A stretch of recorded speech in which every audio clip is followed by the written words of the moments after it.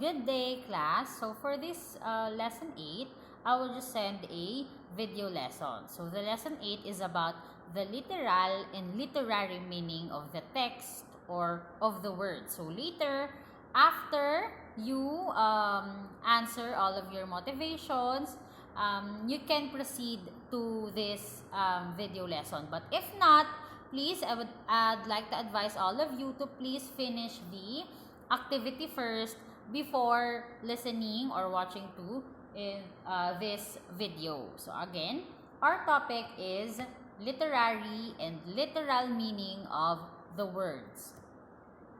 So our objectives for today is to recognize the literary meaning from the literal language based on usage. So kailangan nating maintindihan kung ano yung literary meaning or the figurative meaning na nakapaloob doon sa words na ginamit doon sa mga text na binabasa natin. And infer the literary meaning of the words in the text from its literal meaning. So we will get the literal and literary. Then the third objective is to share insights about the solutions of poverty through an illustration. So again, just like what announced, we will not have an activity for this lesson for you to enjoy your Christmas break. So let us continue with the discussion. So this is a very simple and easy lesson. Kaya I just decided na lang din to conduct a video lesson para nababalikan natin. Kasi before we start on the resume of classes on January 3 and then sa kung ano yung schedule time natin sa inyo, ay magkakaroon muna tayo ng review para malaman ko if natatandaan pa ba, if naiintindihan pa ba yung diniscuss natin for this lesson.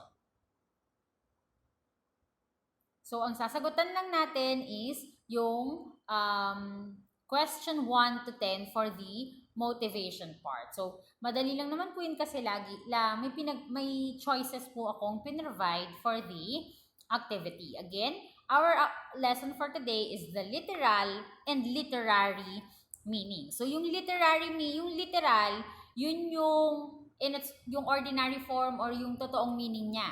While the literary meaning, it is the meaning of the word or the text or an object na nire-represent din niya based sa paggamit sa kanya sa isang literary text.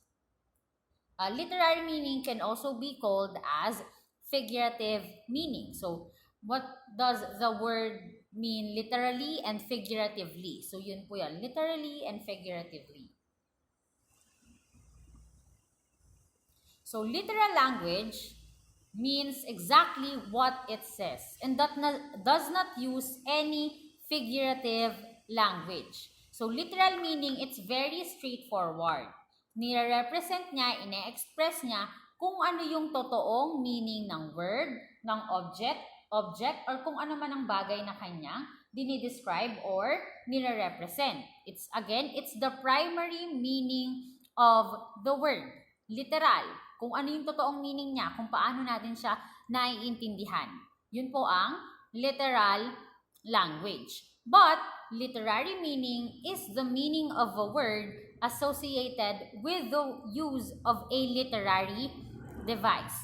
These literary devices include symbolism, figures of speech, sensory images, or imagery. So, for the next lesson, yun ang i-discuss natin, mga figures of speech and sensory images.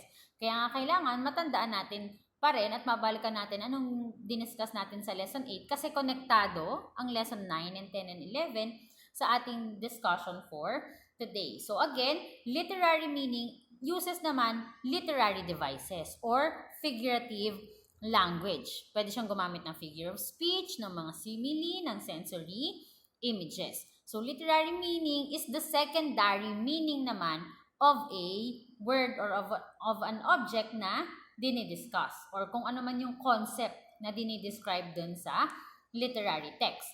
For example, sanay tayo na ang rose, the literal meaning of a rose is a flower. But diba, it's a flower growing in a garden. But the literary meaning or the second meaning, ano ba yung pwede nating characteristics, traits, na pwede nating i-associate doon sa binigay sa ating literal. Kanina binanggit ko rose. Ang rose, it's literal or the straightforward meaning or the primary meaning of a rose is it's a flower. Next, that has different colors. Literary meaning naman, ano ba yung unang pumapasok sa atin when we see roses or when we heard the term rose? Perhaps we can think about romance, courtship, pwedeng Valentine's Day, about love. So, pwedeng yun yung maging literary meaning niya. Kung ano yung pwedeng characteristics na pwede nating i-associate dun sa word na binigay. So, that's the literal. Literal is the primary meaning. It's straightforward expression. While literary meaning is the secondary meaning. Ano yung characteristic na pwede nating i-associate sa isang word dahil ginamitan ito ng isang literary device. So for today, ang i-discuss din natin ay ang unang literary device which is symbolism. So dun sa ating activity kanina, pinatanong ko dun sa inyo ano yung literal meaning ng mga underlined and naka-bold na letters and ano yung literary meaning nila. So in the story, literal meaning, the straightforward meaning of the underlined word Padre Faura is he is a Spanish missionary. Yun, isa siyang Spanish missionary. And then, the literary meaning, he represents the Filipino people. Kasi the story is about Dr. Jose P. Rizal. So, Padre Faura represents or symbolizes the Filipino people. Kasi mahal din niya si Dr. Jose Rizal. Kung ano man yung kagustuhan niya na marating ni Dr. Jose Rizal at makamit ni Dr. Jose Rizal, yun din yung kagustuhan ng Filipino people. So, siya yung naging representative dun sa text.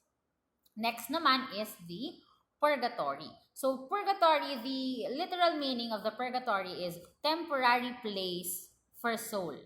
But the literary meaning is premonition. Kasi di ba parang nagtanong si Dr. Jose Rizal sa kung ano ba ang ibig sabihin ng purgatorio kay Padre Faura. So, ang literary meaning of the word purgatory is the premonition. Okay, the star, literal meaning of the star, it's a heavenly body.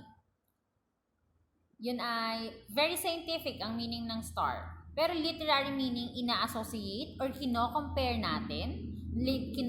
ng text ang star kay Dr. Jose P. Rizal. So again, as you can see, the literal meaning is the primary meaning of the word. While the literary meaning, ano yung pwede mong ibigay na word sa associate na characteristics sa isang word na binigay. Kasi class, an object, especially in literature, an object, a concept, or a word does not have to be limited to a single meaning.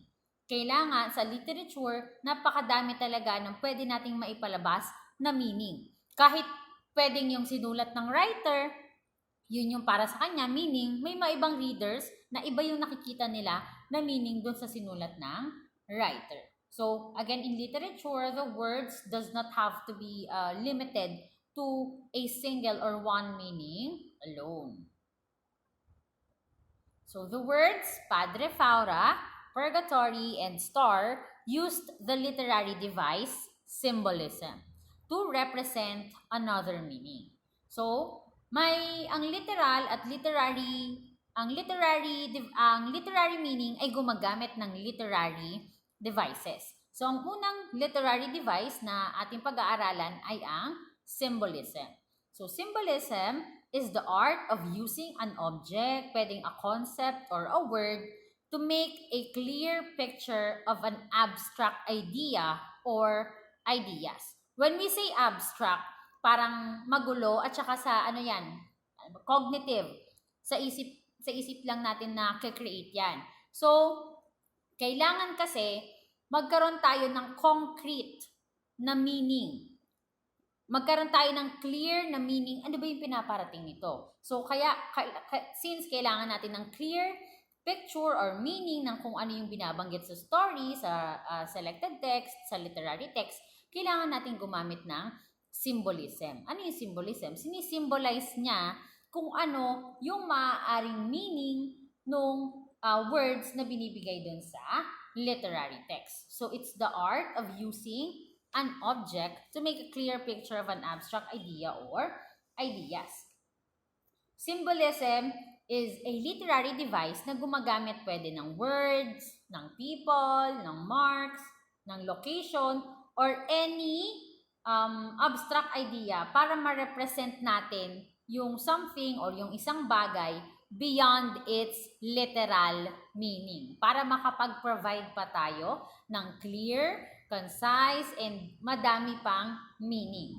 So ang concept kasi ng symbolism class, hindi lang naman yan confined sa works ng literature. Nakikita natin yan sa pang-araw-araw nating buhay.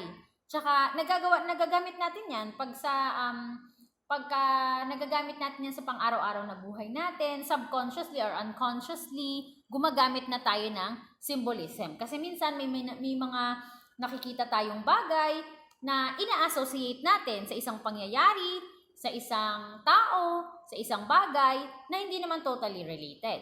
For example, ngayon, it's the season of Christmas. Ano ba yung mga colors na sa tingin natin nagre-represent or nagsisimbolize ng Christmas? Di ba parang green and red symbolizes Christmas. So yun, sa pang-araw-araw nating pamumuhay, nakikita na natin ang symbolism at maaaring nagagamit na natin siya. Dito lamang sa literature, mas napapansin natin siya sa mga salita at meaning na ibinibigay sa mga literary text. So,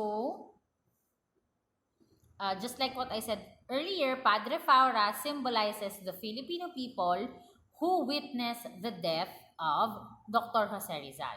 So, nire-represent niya yung pride ng Filipino, yung love ng Filipino for Dr. Jose Rizal.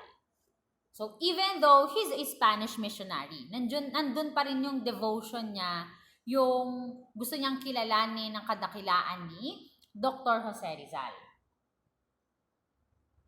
So, the word purgatory represents the death of a hero. So, it gave a clear picture that Jose Rizal was about to die when he started asking Padre Faura about purgatory. So, dito nadidiscuss na may kakaroon ng premonition. Kasi the purgatory is, the literal meaning is yung temporary place for the souls. Pero, ang purgatory dun sa story, ang pagkakagamit sa kanya sa story, parang premonition na yun ni Dr. Jose Rizal na siya ay malapit ng mamatay.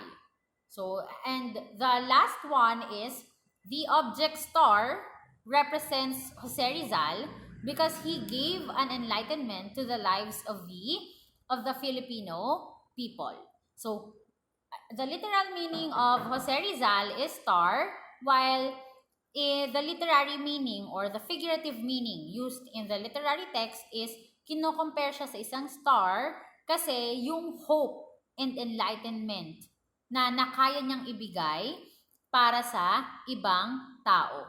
So yun, yung hope, yung pag-asa, yung enlightenment, yung love na kaya niyang i-share at siya yung tinitingala ng mga tao noon sa kabila ng mga paghihirap na nararanasan nila ng mga Filipino against the oppressors.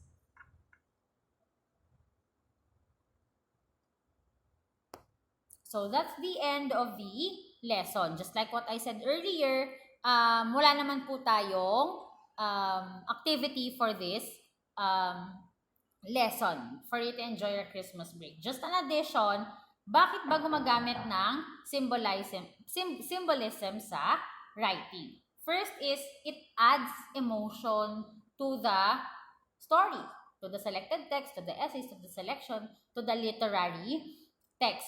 Symbols add emotional resonance to a story, which can create lasting impression on a reader. Next is, it also adds symbolism, although imagery is another lesson, it also adds imagery. Pag sinabi nating imagery, nakaka-create tayo ng visual element. nakaka-create tayo ng, yun pala yun, nakakapag-create tayo ng object inside our minds. Yung dating abstract is nagiging concrete, nagkakaroon tayo ng concrete and clear na picture sa kung ano yung dinidescribe. And another parang use of symbolism is it connect themes. Parang connecta natin yung ibang bagay, yung ibang literary text sa mga ibang literary text. Katulad ng sinabi ko kanina, marami tayong bagay na i-associate sa normal na buhay natin. Katulad ng ang rainbow, na pwede nating associate ang rainbow sa hope, ang rose sa romance, ang kulay ng mga flag, yung red, blue, white, and yellow, it can symbolize patriotism. Kasi yun yung kulay ng ating flag. Yung yung red and green na banggit ko, yan na symbolizes Christmas. Kaya yung madalas na nakikita natin sa atin, star, yung mga parol, it symbolizes Christmas. And also, another use of symbolism is nade-define niya yung characters. Mas na-express niya ng maayos yung characteristics, yung traits, yung attributes ng characters in the story. So, yun yung ilang use, bakit gumagamit ng symbolism ang ilang mga writers. So, again, I hope you understood a very simple lesson. And on next meeting sa resume of classes is konektado pa rin yan sa mga susunod nating lesson. So, again, enjoy your Christmas break, everyone. God bless you all.